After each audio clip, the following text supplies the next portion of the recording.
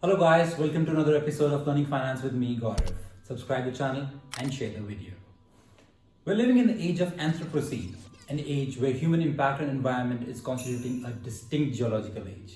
We need to move quickly and investors need to put their capital in projects that at least slow the degeneration, if not stop it completely. The big issue with investors today is recognizing which projects are worth investing, keeping sustainable goals in mind. It's relatively easy gauging creditworthiness of a project by visiting Moody's or S&P. However, analyzing whether the project or the firm is helping towards a greener future, that's a whole different game. Environmental, social, and governance ratings measure a company's impact over the ecosystem, both environmental and human, in the long term. There are rules-based methodology used to identify industry rankings, their exposure to ESG risks, and how well they manage those risks. It can range from rating a firm, equity, fixed income securities, ETFs, and even countries. To any reasonable human or a community, striving for United Nations Sustainable Development Goals 2030 is a fair standard to achieve. It covers almost every necessity that every living being should get. Evidence indicates that any firm or financial product that scores well on ESG parameters is contributing towards Sustainable Development Goals 2030. It's also becoming a greater factor in companies' success in attracting, engaging, and retaining employees, correlating to the demographics of the current workforce. And most important reasons to attract almost any sane individual. Over the last 5 years, companies considered as sustainability leaders under MSCI framework exhibited both higher returns and less risk. This was shown through Equifax that was targeted of cyber breach. MSCI raised a red flag about cyber vulnerability, however, company botched their response. In Japan, there is JPX Nikkei 400 index known as SHAME index that identifies companies that don't comply with disclosure standards. ESG issues were first mentioned in 2006 United Nations Principle for Responsible Investment report consisting of Freshfield report and Who Cares Wins. ESG criteria was for the first time required to be incorporated in financial evaluation of companies. 63 investment entities composed of asset owners, managers signed with $6.5 trillion in assets under management.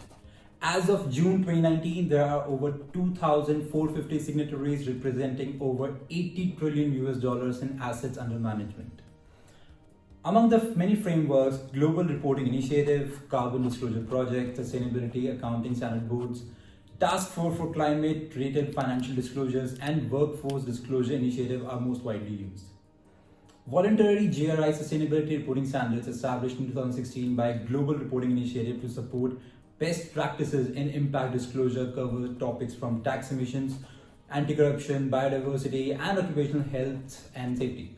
They offer a flexible framework for creating integrated ESG reports. More recently, in September 2020, World Economic Forum released a set of stakeholder capitalism metrics for encompassing several ESG factors centered around people, planet, prosperity, and principles of governance.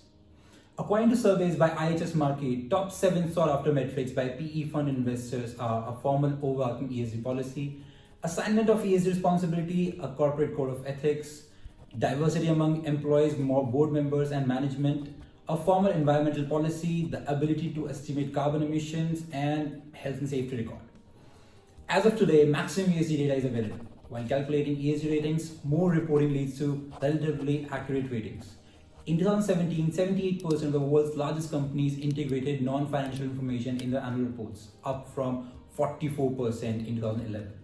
The demand for ESG information aided by development of relevant reporting standards and frameworks has supported proliferation of ESG information in public sphere. Now the basic idea is transfer of this information from company to its end users. End users of the company ESG data includes investors, companies themselves, regulators, and segment of wider society, including customers. The company can send this information through public disclosures or send them discreetly to end users. This information can be audited by assurance providers as well. To serve the growing pool of ESG investors and increasing demand for data, index providing rating agencies have created their own rating to evaluate ESG factors. Major rating agencies include MSCI, Sustainalytics, RepRisk, and Institutional Shareholder Services Environmental and Social Quality Score. Self-disclosure, which is encouraged by World Economic Forum, is a recipe for inconsistency, subjectivity, and opacity. There are many areas of ESG activity that aren't represented in easily reportable figures or they defy almost a clear definition. Another issue is that importance and prevalence of different areas of ESG activities varies from sector to sector and actually from industry to industry.